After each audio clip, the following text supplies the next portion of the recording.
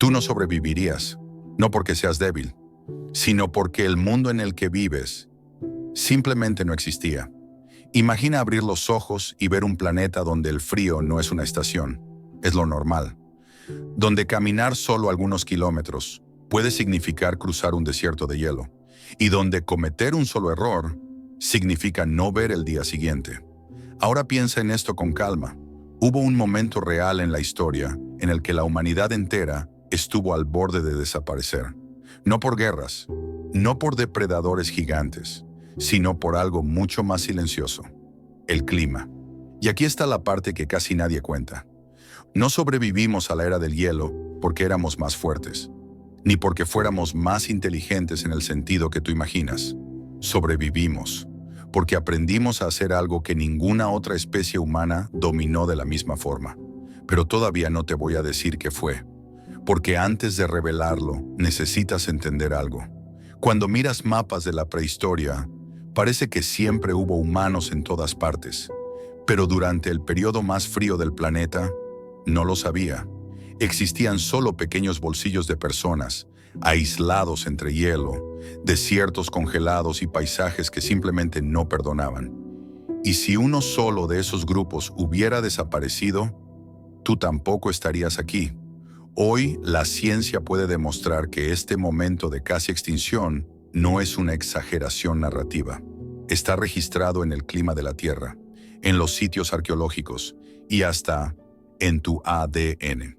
Pero lo más perturbador es lo siguiente: lo que salvó a nuestra especie no fue una gran invención. Fue un cambio invisible en el comportamiento humano. Un cambio que casi no deja fósiles y que solo recientemente comenzó a ser percibido por los investigadores. En el próximo bloque vas a descubrir la primera pista real de que la supervivencia de la humanidad durante la era del hielo no ocurrió por casualidad. Durante mucho tiempo, la historia de la humanidad en la era del hielo fue contada de una manera demasiado simple: frío extremo, animales gigantes, cazadores resistentes. Pero cuando los arqueólogos comenzaron a comparar con más cuidado los campamentos humanos más antiguos de ese periodo, algo no encajaba. Los grupos que sobrevivieron no estaban necesariamente en los mejores lugares. Algunos vivían en regiones con pocos animales, otros se encontraban en zonas donde el frío era todavía más severo, y aún así seguían existiendo. Y eso es extraño, porque si observamos solo el entorno, muchos de esos grupos no deberían haber resistido por mucho tiempo. Fue entonces cuando los investigadores comenzaron a notar un patrón silencioso. Los sitios arqueológicos no mostraban solo herramientas, mostraban repetición. Las mismas materias primas aparecían en lugares muy distantes. Las mismas técnicas surgían en regiones separadas por cientos de kilómetros, como si esos grupos no fueran tan aislados como el mapa sugiere.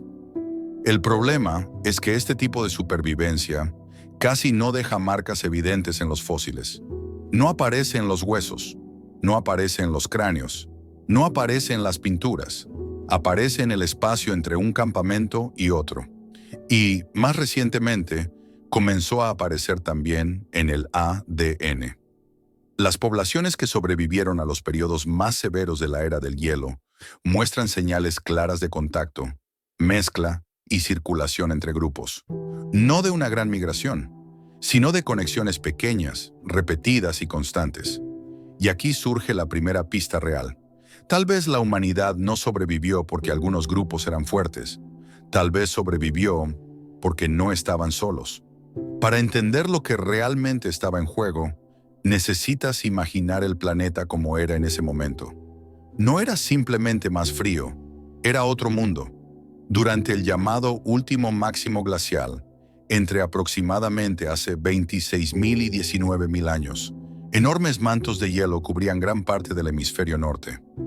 Regiones enteras de Europa, Asia y América del Norte simplemente desaparecieron bajo kilómetros de hielo. Pero el detalle más cruel no era solo la temperatura, era la inestabilidad. El clima cambiaba demasiado rápido para que cualquier grupo pudiera adaptarse con calma. Periodos de frío extremo eran seguidos por breves ventanas un poco más húmedas. Y poco después, el hielo avanzaba otra vez. El mapa habitable del planeta se hacía cada vez más pequeño, año tras año. generación tras generación. Los estudios climáticos muestran que, durante ese periodo, enormes áreas se volvieron prácticamente inhabitables para pequeños grupos humanos. El agua se congelaba, las plantas desaparecían, los grandes animales migraban, y con ellos la comida. Fue en este escenario donde ocurrió una de las mayores contracciones poblacionales de la historia humana. Pequeños grupos quedaron aislados en refugios ambientales, regiones donde el clima todavía permitía algún tipo de supervivencia. El sur de Europa, partes de Oriente Medio, regiones de África.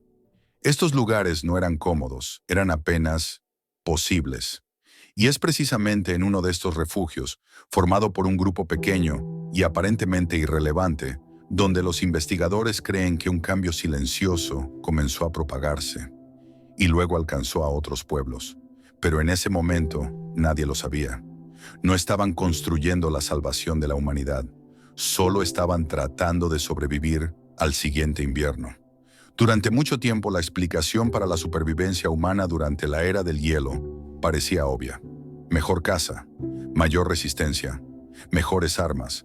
Pero cuando los investigadores comenzaron a conectar datos de distintas áreas, arqueología, genética, climatología y antropología, apareció una conclusión incómoda. El factor decisivo no fue tecnológico, fue social. La principal estrategia que permitió a nuestra especie atravesar el periodo más brutal del planeta fue la capacidad de crear redes. Redes entre grupos. Grupos que no vivían juntos. Grupos que, muchas veces, estaban separados por decenas o incluso cientos de kilómetros. Las evidencias aparecen en objetos fabricados con materias primas que no existían en la región donde fueron encontrados. En pigmentos, conchas, sílex y obsidiana transportados a largas distancias. Pero eso por sí solo todavía no explica todo. Lo que realmente llama la atención es la repetición.